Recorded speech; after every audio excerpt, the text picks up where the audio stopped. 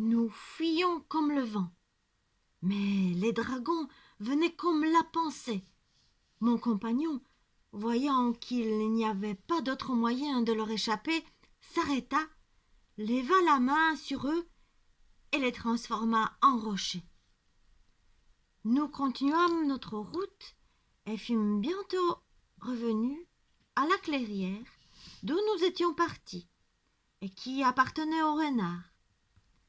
Après nous être reposés et avoir rendu grâce à Dieu de l'heureux succès de notre entreprise, je demandai à mon compagnon ce qu'étaient les blocs de pierre que j'avais remarqués là.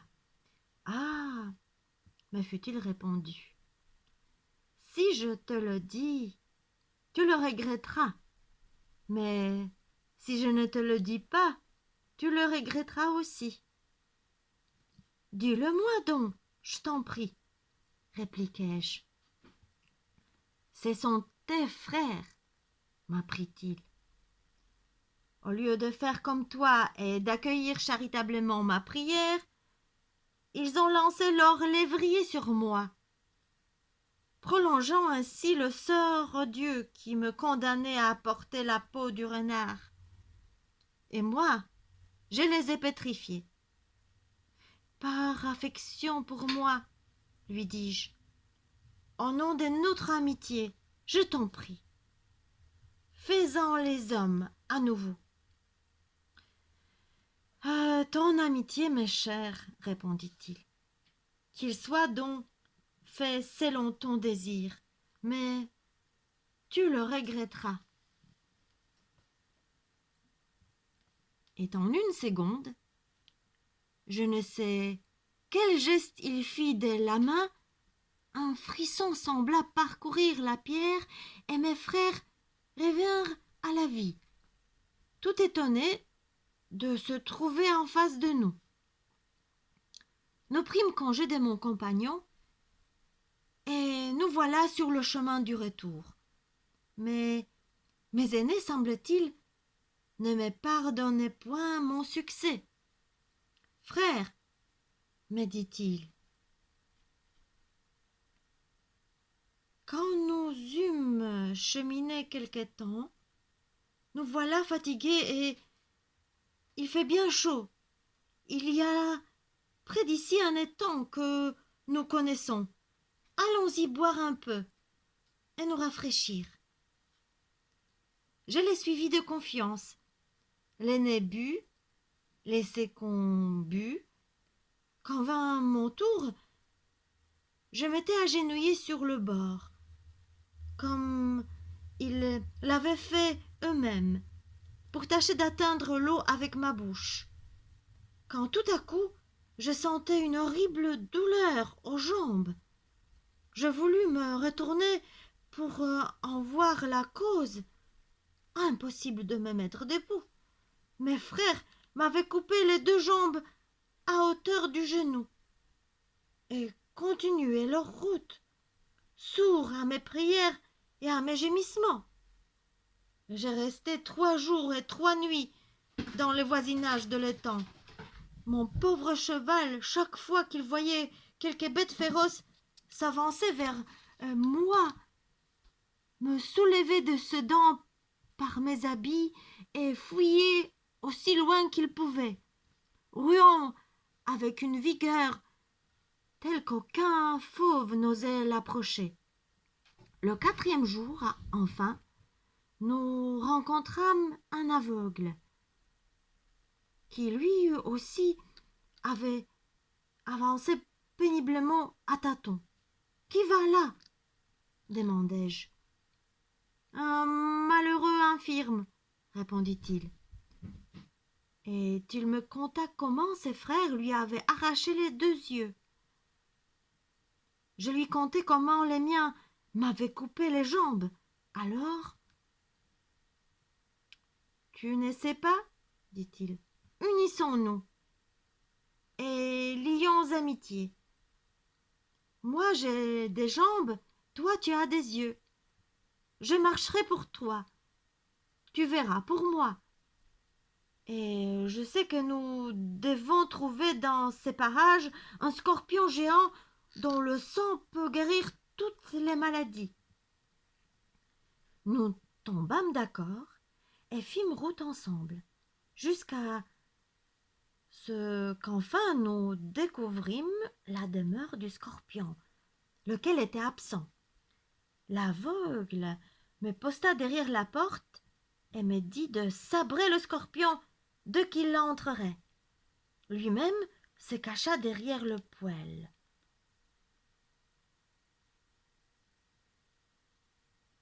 Nous n'eûmes pas à attendre longtemps. Le scorpion rentrait furieux, sentant qu'on avait pénétré chez lui.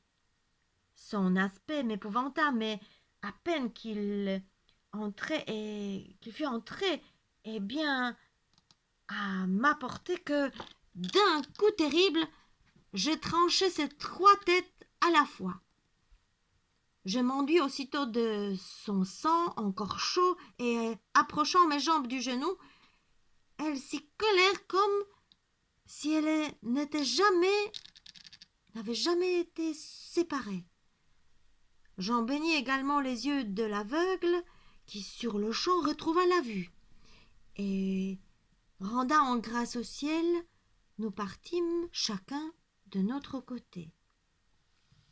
Je n'ai pas voulu rentrer directement à la maison, et je me suis engagé comme pâtre, pensant qu'il valait mieux laisser à Dieu le soin de désigner le coupable. Mon espoir n'a pas été déçu, car sa puissance est grande et droit son jugement. À toi de nous conter, dit l'empereur à la jeune fille, comment tu es devenue fille de basse-cour et esclave.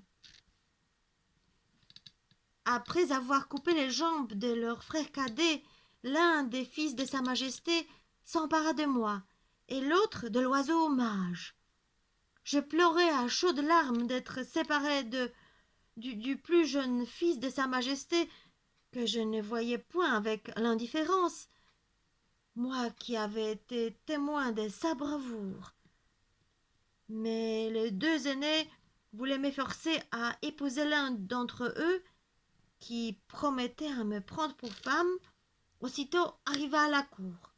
J'ai résisté à toutes leurs tentatives de violence, et j'ai préféré être gardeuse d'oie et esclave à la cour de sa majesté plutôt que aller ailleurs, parce que j'étais sûre que Dieu ne laisserait pas périr le juste. Et aujourd'hui j'ai béni le ciel de m'avoir montré comment une bonne action ne périt jamais. Peux-tu me prouver, dit l'empereur, que tu es bien celle que tu prétends être? Cette pomme, répliqua-t-elle en la lui montrant, peut prouver à chacun qui je suis. Les fils aînés de sa majesté n'en ont point eu connaissance, car ils me l'auraient prise, et je ne l'aurais jamais revue.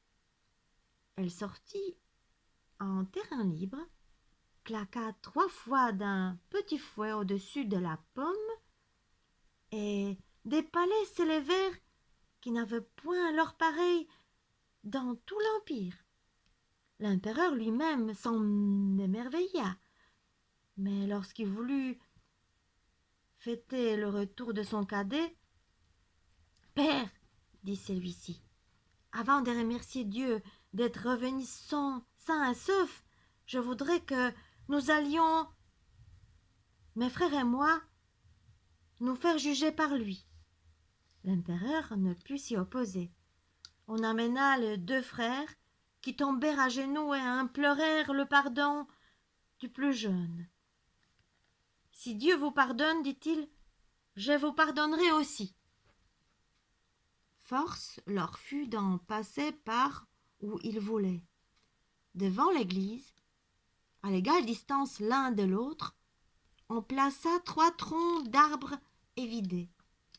Chacun de ses fils s'entrava dans l'un d'eux et, de sa fronde, lança en air une grosse pierre. celles des deux aînés retombèrent sur leur tête avec une violence telle qu'ils en moururent sur-le-champ. Mais la pierre du cadet tomba devant lui. Il se fit un grand concours de peuple pour assister au jugement de Dieu. Et l'empereur, après avoir célébré le mariage de son fils avec la prétendue fille des basses-cours, le fit monter sur le trône à sa place. Et s'il n'est point mort, c'est qu'il règne encore. Fin de l'histoire de l'oiseau mage.